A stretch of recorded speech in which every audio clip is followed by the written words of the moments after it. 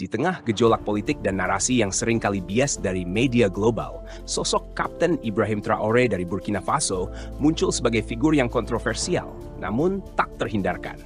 Bagi sebagian besar rakyatnya, ia adalah pahlawan yang bangkit melawan ketidakadilan dan neokolonialisme.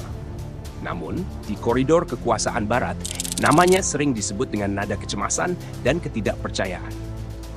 Lalu, siapa sebenarnya Ibrahim Traoré ini?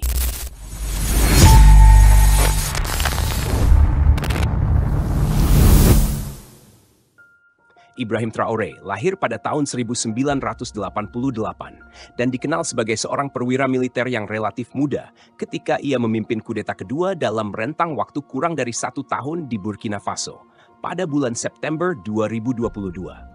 Kudeta ini menggulingkan Letnan Kolonel Paul Henry Sandaogo Damiba, yang ironisnya juga merebut kekuasaan 8 bulan sebelumnya. Kenaikan Traoré ke tampuk kekuasaan bukanlah tanpa alasan. Burkina Faso, sebuah negara di Sahel Afrika Barat, telah lama dilanda pemberontakan jihadis yang kian meluas, menyebabkan ribuan kematian dan jutaan pengungsi internal. Pemerintah sebelumnya, baik sipil maupun militer, dianggap gagal total dalam mengatasi ancaman ini. Rakyat merasa frustrasi dengan ketidakmampuan negara untuk melindungi warganya dan memulihkan keamanan. Traoré, yang merupakan bagian dari pasukan khusus yang terlibat langsung dalam operasi anti-terorisme, merasakan langsung kegagalan ini. Ia dan rekan-rekannya seringkali merasa kurang diperlengkapi dan kurang didukung. Dari sinilah benih-benih ketidakpuasan tumbuh, yang kemudian meledak menjadi sebuah kudeta. Traoré dan kelompoknya berargumen bahwa Damiba telah mengkhianati komitmennya untuk mengamankan negara. Sejak mengambil alih kekuasaan, Traoré dengan cepat mengadopsi retorika anti-imperialis dan pan-Afrika yang sangat populer di kalangan pemuda Burkina Faso dan di seluruh benua. Ia sering berbicara tentang kedaulatan, martabat, dan penolakan terhadap campur tangan asing, khususnya dari Prancis, bekas kekuatan kolonial.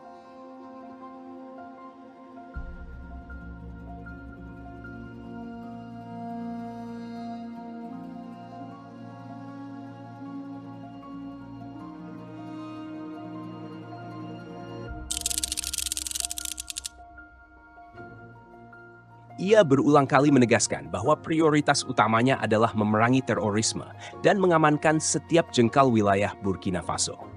Ini selaras dengan keinginan mendalam rakyat. Traoré secara terbuka menolak bentuk-bentuk bantuan atau kerjasama militer yang dianggapnya merugikan kedaulatan negaranya. Ia bahkan menuntut penarikan pasukan Prancis dari wilayahnya.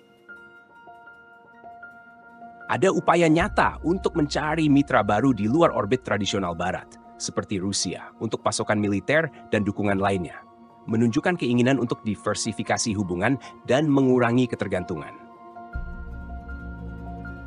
Pidato-pidatonya yang lugas dan berapi-api seringkali menyentuh akar permasalahan kolonialisme dan neokolonialisme, menggema di hati banyak orang yang merasa tertindas oleh sistem global.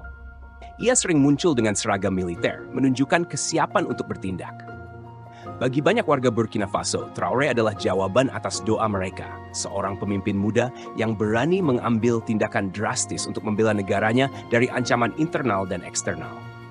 Citranya sebagai Kapten Revolusi yang menolak duduk diam melihat negaranya runtuh telah mengakar kuat. Namun, di ibu kota Barat, khususnya di Paris dan Washington, Ibrahim Traoré dipandang dengan kecurigaan yang mendalam, bahkan ketakutan. Ada beberapa alasan di balik kekhawatiran ini. Tindakan Traoré yang menyingkirkan pengaruh PRIS dan mencari alternatif, terutama Rusia, dilihat sebagai ancaman langsung terhadap hegemoni dan kepentingan geopolitik Barat di Afrika. Ini bukan hanya tentang Burkina Faso, tetapi juga sebagai presiden bagi negara-negara Afrika lainnya.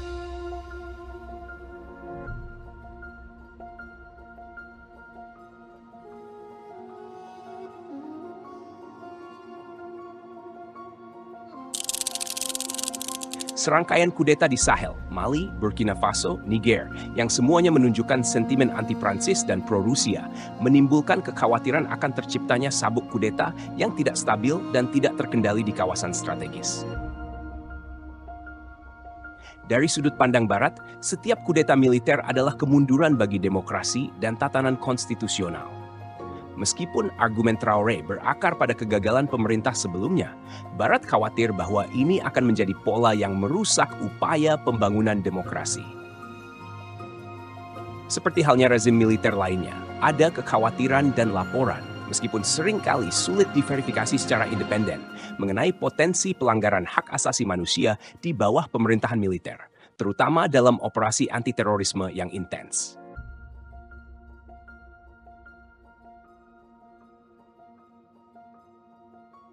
Ketakutan terbesar adalah bahwa kebangkitan Traoré dan sentimen anti-Barat di Sahel adalah bagian dari pergeseran geopolitik yang lebih besar, di mana negara-negara Afrika menjauh dari mitra tradisional mereka dan mendekat ke kekuatan yang dianggap rival, seperti Rusia dan Tiongkok. Ibrahim Traoré adalah representasi kompleks dari dinamika politik di Afrika saat ini. Ia adalah cerminan dari aspirasi rakyat yang ingin lepas dari bayang-bayang masa lalu kolonial dan mengatasi tantangan keamanan yang mendesak. Di sisi lain, ia juga menjadi simbol ketidakpastian dan perubahan yang mengancam tatanan global yang sudah mapan. Masa depan Burkina Faso di bawah kepemimpinan Traoré masih menjadi tanda tanya besar. Tantangan keamanan tetap masif dan pembangunan ekonomi adalah tugas berat. Namun, satu hal yang pasti, Kapten Ibrahim Traoré telah mengukir namanya dalam sejarah, baik sebagai pahlawan yang dibanggakan oleh bangsanya, maupun sebagai figur yang ditakuti dan diawasi ketat oleh kekuatan Barat. Bagaimana ia akan menavigasi kompleksitas ini akan menentukan warisannya dan nasib Burkina Faso.